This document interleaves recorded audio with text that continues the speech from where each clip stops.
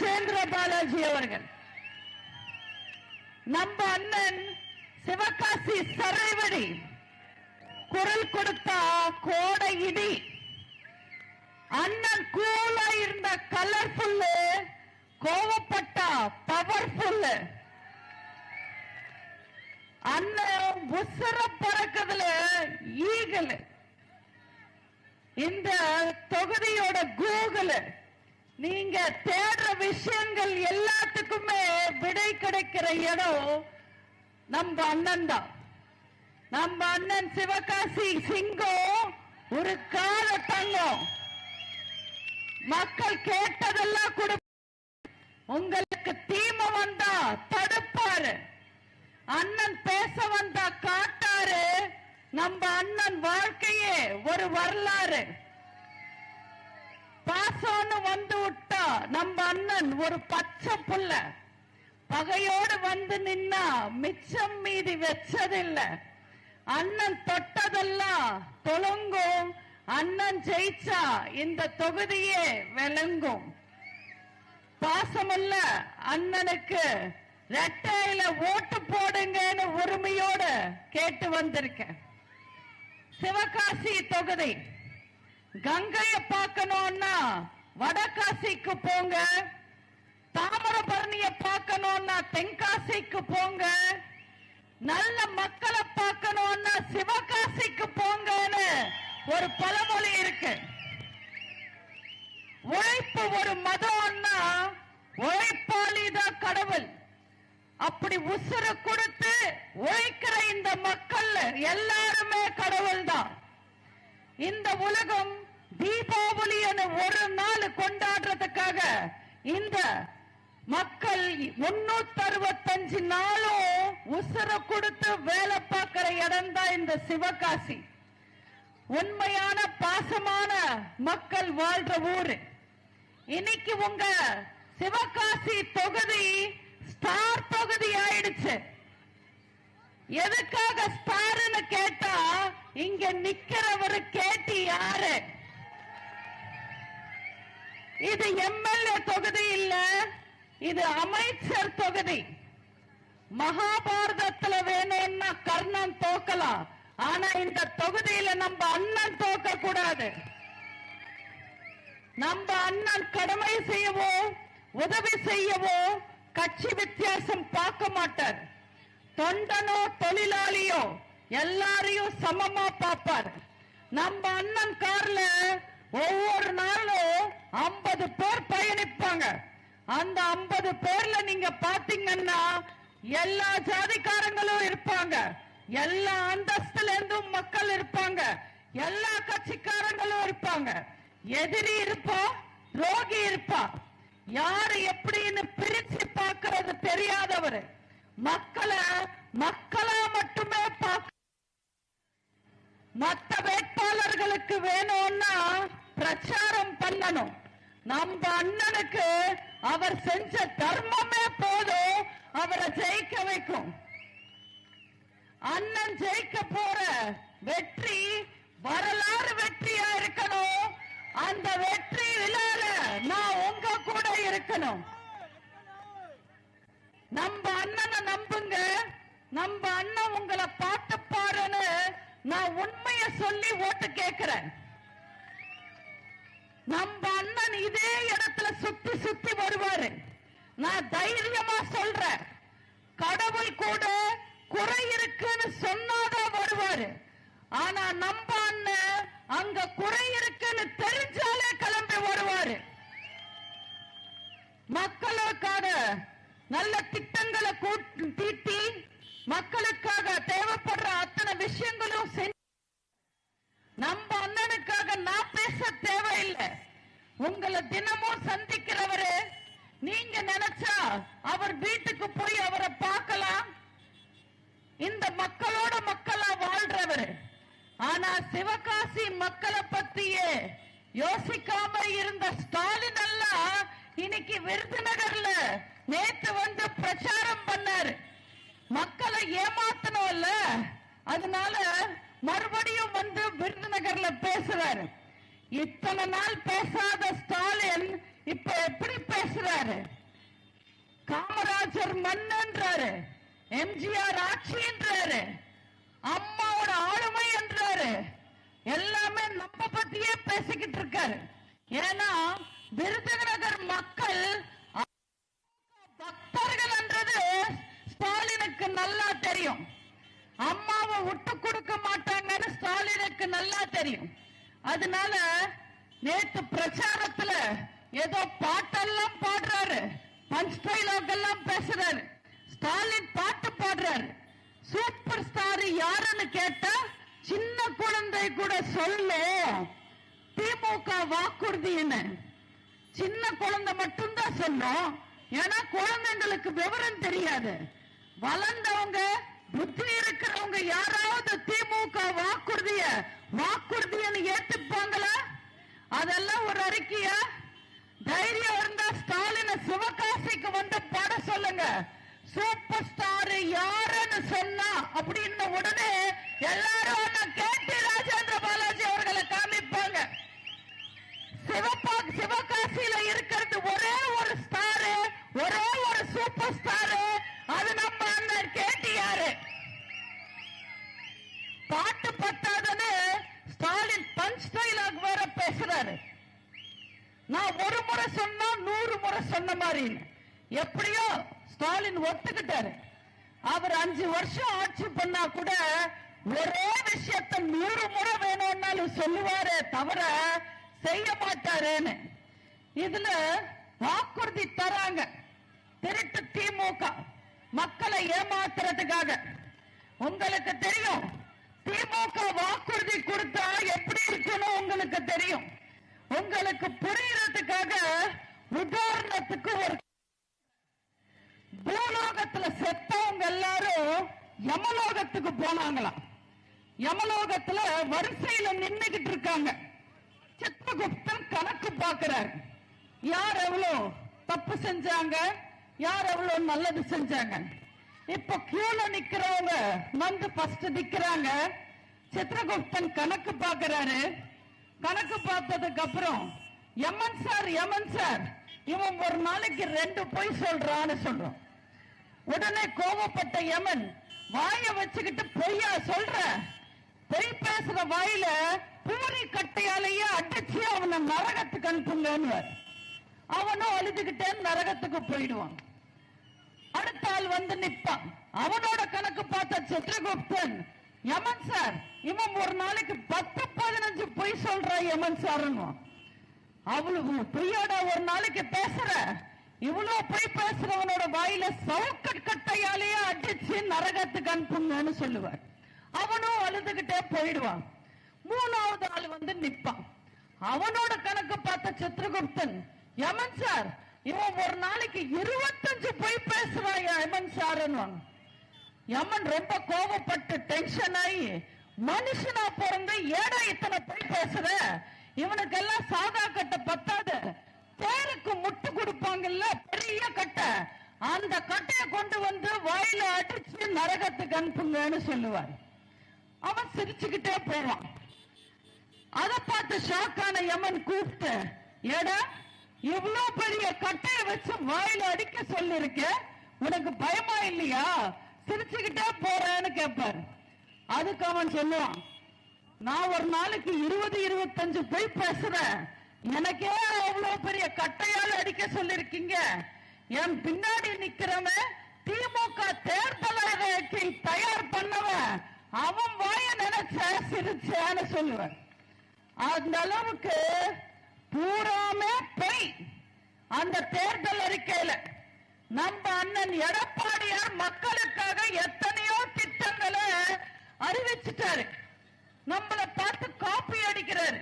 மக்களை எப்படி ஏமாத்தலான்னு மறுபடியும் பொய் சொல்றாரு. போன முறை தேர்தல்ல சொன்னது எதுவுமே ஸ்டாலின் செய்யல. செஞ்சாரா? நீங்களே சொல்லுங்க.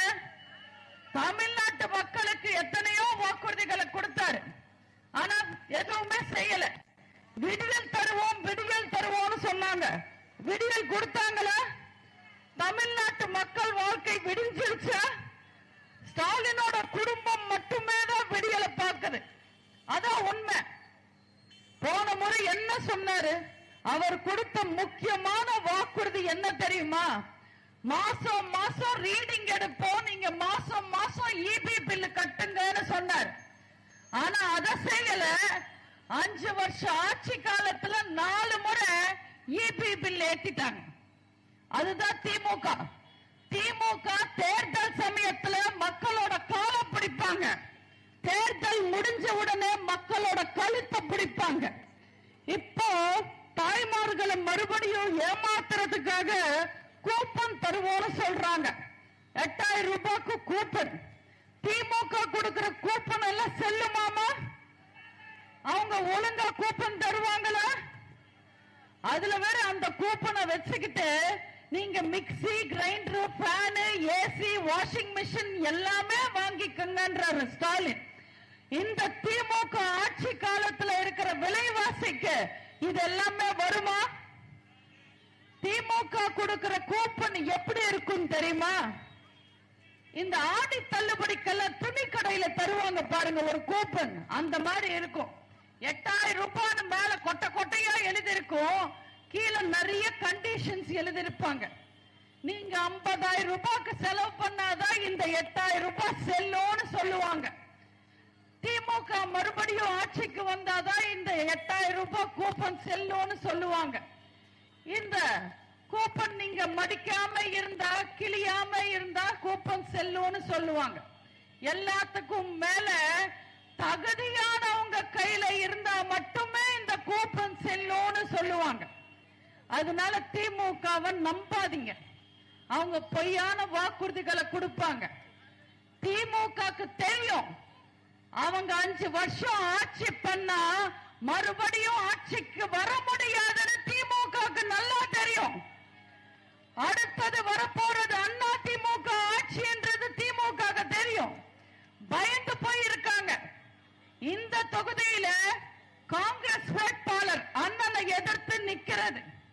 போன முறை இங்க அண்ணன் இல்ல, அதனால நின்னுட்டாரு. அண்ணன் இல்லன்றதுக்காகவே நிறைய மக்கள் வெளியில வந்து ஓட்டே போடல. இப்போ அண்ணன் இருக்காருன்னு தெரிஞ்ச உடனே அந்த காங்கிரஸ் வேட்பாளர் எனக்கு சீட்டே வேணான்ட்டார். காங்கிரஸ் எங்களுக்கு தொகுதியே வேணான்ட்டாங்க. சரின்னு திமுக இருக்கிற கட்சிக்காரங்கள் எல்லாம் கூப்பிட்டு கேட்டா யாருமே எங்களால அண்ணனை எதிர்த்து நிக்க முடியாதுன்னு சொல்லிட்டாங்க. அதனால மறுபடியும் காங்கிரஸ் தலையில கட்டிருக்காங்க. நம்ம அண்ணனை எதிர்க்கணும்னு நினைச்ச குளிர் ஜோரம் வந்திருக்கு காங்கிரஸ் வேட்பாளருக்கு. இந்த காங்கிரஸும் திமுகவும் இருக்கிற கூட்டணி எல்லாம் நம்ம அண்ணனை எதிர்த்து நிக்க முடியுமா? நம்ம அண்ணா திமுகவை எதிர்த்து அவங்க கூட்டிட்டு வந்திருக்கிற கூட்டணியை கொஞ்சம் பாருங்களேன்.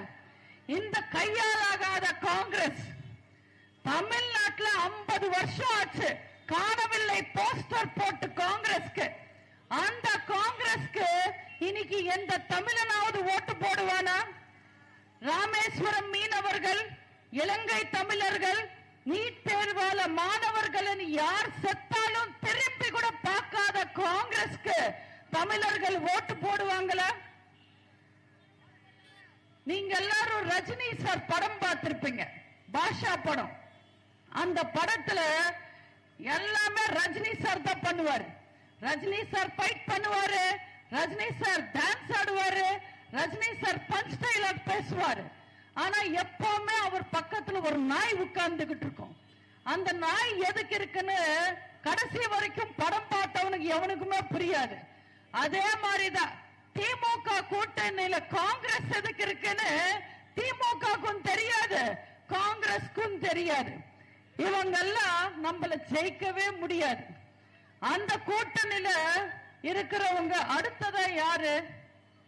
விடுதலை சிறுத்தைகள். பேர் மட்டும்தான் சிறுத்தைகள், ஆனா நம்பர் 1 கொத்தடிமைகள். நாங்குநேரி, மானாமதுரை, கள்ளக்குறிச்சி, வேங்கை வயல்னு எந்த இடத்துல தலித் மக்கள் அடிபட்டு செத்தாலோ குடிச்சிட்டு செத்தாலோ திரும்ப வாயே திறக்க மாட்டாரு. இந்த சென்னையில கோல்டன் பீச் இருக்கு, பிஜேபி கோல்டன் பீச். அந்த பொம்மை மாதிரி அப்படியே டைட் ஆகி சைலண்ட் ஆயிடுவாரு. அதே உக்ரைன்ல போர் ஆரம்பிச்சாலோ ஈரான் மேல குண்டு போட்டாலோ போராடுறதுக்கு இறங்கிடுவாரு, வைலண்ட் ஆயிடுவாரு. அவர் ஒரு முரட்டு பீஸ். திரும்ப ஒரு முரட்டு பீஸ்னா அங்க முத்தி போன பீஸ் ஒண்ணு இருக்கு, அதுதான் கமல்ஹாசன். அவர் எதுக்காக அரசியல்ல இருக்காருன்னே தெரியல. போன தேர்தல்ல டார்ச் லைட்ட வீசி டிவி எல்லாம் உடைச்சு கட்சி ஆரம்பிச்சார். இன்னைக்கு யாரை எதிர்த்து கட்சி ஆரம்பிச்சாரோ அதே திமுக கிட்ட வந்து சரண்டர் ஆயிட்டாரு. ஒரு எம்பி சீட்டு கொடுத்து மொத்த கட்சியையும் வாங்கி வச்சுக்கிட்டாங்க திமுக. உலக நாயகன் கமல்ஹாசன் 50 வருஷம் சினிமாவை ஆண்ட ஆஸ்கர் நாயகன். அந்த கமல்ஹாசன் கட்சிக்கு சீட் இல்ல, கமலுக்கு சீட் இல்ல, ஆனா கருணாஸ்க்கு சீட் இருக்கு. சப்பானிக்கு சீட் இல்ல, ஆனா லொடுக்கு பாண்டிக்கு சீட் இருக்கு. அடுத்தது அங்க இருக்கிறது மதிமுக. மதிமுகனாலே மானங்கெட்ட திமுக.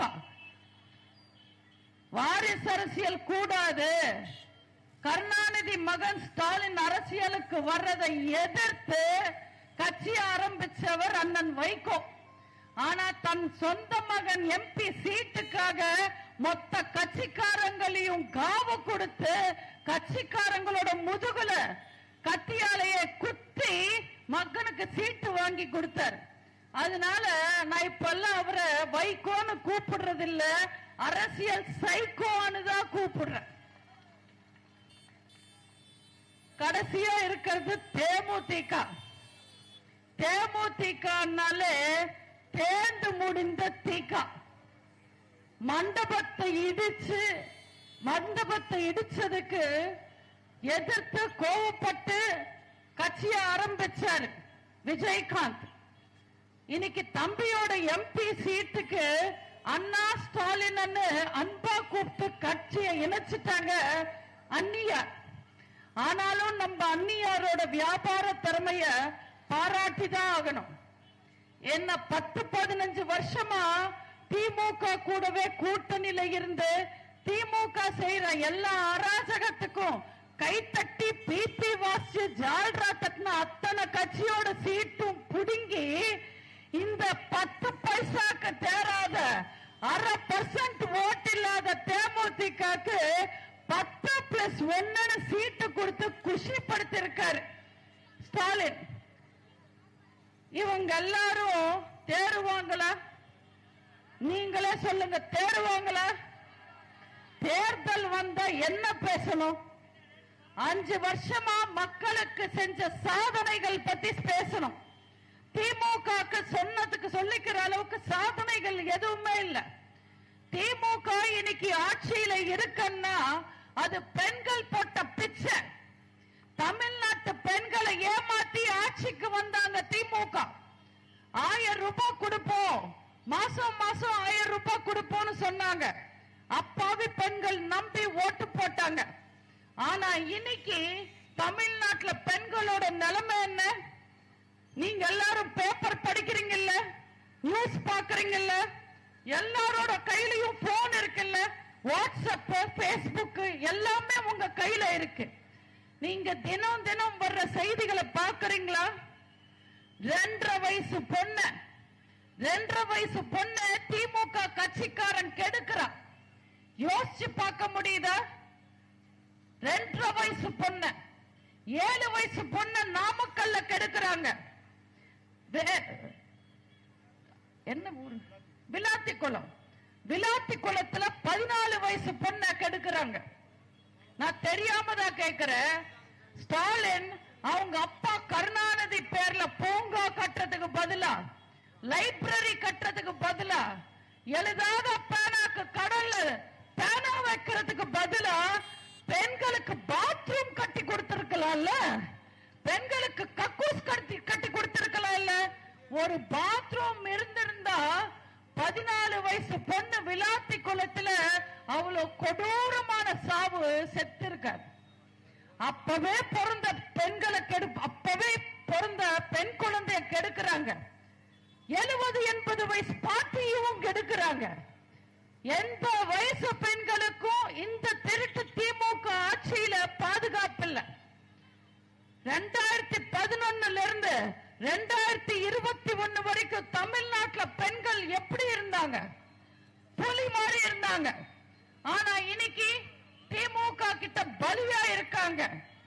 தமிழ்நாட்டு பெண்களுக்கு பாதுகாப்பு வரணும்னா, தமிழ்நாட்டில் பிறக்கிற பெண் குழந்தைங்களுக்கு பாதுகாப்பு வரணும்னா, தமிழ்நாட்டில் அம்மாவோட ஆட்சி மலரணும், அதிமுக ஆட்சி வரணும், மக்களுக்காக ஆட்சி செய்யறவங்க வரணும். இந்த 5 வருஷத்துல நீங்களே நல்லா யோசிச்சு பாருங்க, நியாயமா யோசிச்சு பாருங்க.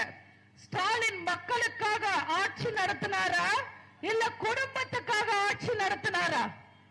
மக்களை பத்தி யோசிக்கிறாரா இல்ல மகனை பத்தி யோசிக்கிறாரா? நீங்களே நல்லா சிந்திச்சு பாருங்க. நம்ம அண்ணன் எடப்பாடியார் எத்தனையோ திட்டங்களை உங்களுக்காக கொண்டு வந்திருக்காங்க. உங்களுக்காக மகத்தான திட்டங்கள், பெண்களுக்காக விலையில்லா கேஸ் திட்டம், வருஷத்துக்கு 3 சிலிண்டர் இனிமே உங்க வீடு தேடி வரும். கிராமத்துல 100 நாள் வேலை 150 நாளாக உயர்த்தப்படும். அம்மா இல்லம் திட்டம், வேலை நம் இல்லம் வீடு இல்லாத ஏழை மக்களுக்கு அரசாங்கமே இடம் கொடுத்து அந்த இடத்துல வீடு கட்டி கொடுக்கும். ஒவ்வொரு ஏழை மக்களுக்கும் ஒரு வீடு நிச்சயம். மாணவர்கள், வேலை இல்லாத மாணவர்கள் தவறான வழியில போயிடக்கூடாதுன்றதுக்காக +2 படிச்சு வேலைக்காக காத்திருக்கிற மாணவர்களுக்கு 1000 ரூபாயும், கல்லூரி முடிச்சு வேலைக்காக காத்திருக்கிற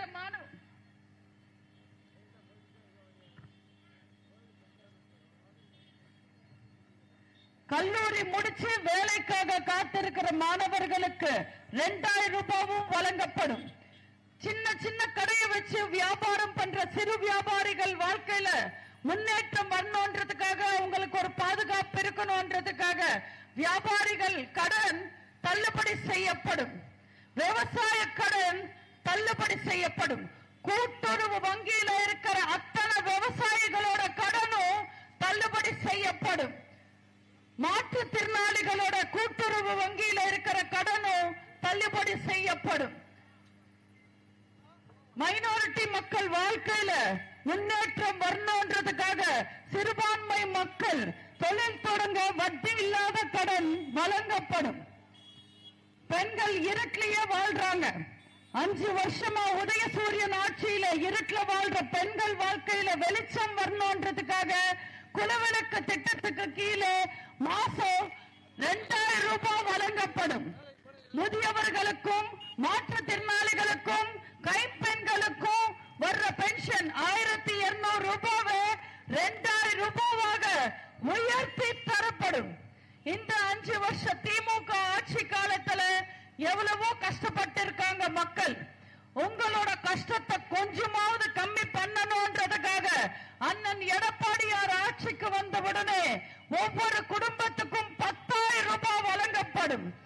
அரசு பள்ளி மாணவர்களோட மருத்துவ கனவு நினைவாக்க 7.5% இடஒதுக்கீடு கொண்டு வந்தவர் அண்ணன் எடப்பாடியார் அவர்கள். அந்த இடஒதுக்கீடு 10% உயர்த்தப்படும். பெண்களுக்கு என்பது அதிர்ச்சியா ஒவ்வொரு குடும்பத்துக்கும் ஃப்ரிட்ஜ் வழங்கப்படும். பெண்களோட பாதுகாப்புக்காக வளர்ச்சிக்காக 5 லட்சம் ஸ்கூட்டர் வழங்கப்படும். ஒவ்வொரு ஸ்கூட்டருக்கும் 25,000 ரூபாய் மானியம் வழங்கப்படும். தமிழர் திருநாளான பொங்கலுக்கு சிறப்பு தொகுப்போடு சேர்ந்து 1000 ரூபாய் வழங்கப்படும். தீபாவளிக்கு தரமான சேலையும் தரமான வேட்டியும் வழங்கப்படும். இப்படி 297 வாக்குறுதிகள் கொண்டு வந்திருக்கோம் அதிமுக. இந்த வாக்குறுதிகள் எல்லாமே உங்க வீடு தேடி உங்களுக்கு வந்து சேரும். இது எல்லாத்தையும் தாண்டி நாங்க ஒரு தங்க கட்டிய உங்களுக்கு கிஃப்டா தரோம், பரிசா தரோம். இந்த சிங்க கொட்டி தங்க கட்டி உங்களுக்கு இன்னும் பல திட்டங்களை தீட்டி இன்னும் உங்களுக்கு பல பரிசுகளை தருவாரு. உங்களோட தேவைகளை தெரிஞ்சு உங்களோட பாதுகாப்பை புரிஞ்சு உங்களுக்காக ஏராளமான விஷயங்களை செய்வாரு. அதனால தயவு செஞ்சு வருகின்ற இந்த சட்டமன்ற தேர்தலில் ஏப்ரல் 23 என் சகோதரனுக்கு அண்ணன் கேடி ராஜேந்திர பாலாஜி அவர்களுக்கு உங்க சின்னமான, அம்மாவின் சின்னமான, வெற்றியின் சின்னமான இரட்டை இலையில் வாக்களித்து மிகப்பெரிய வெற்றியை தாருங்கள் என கேட்டு வாய்ப்புக்கு நன்றி கூறி விடைபெறுகிறேன். நன்றி, வணக்கம்.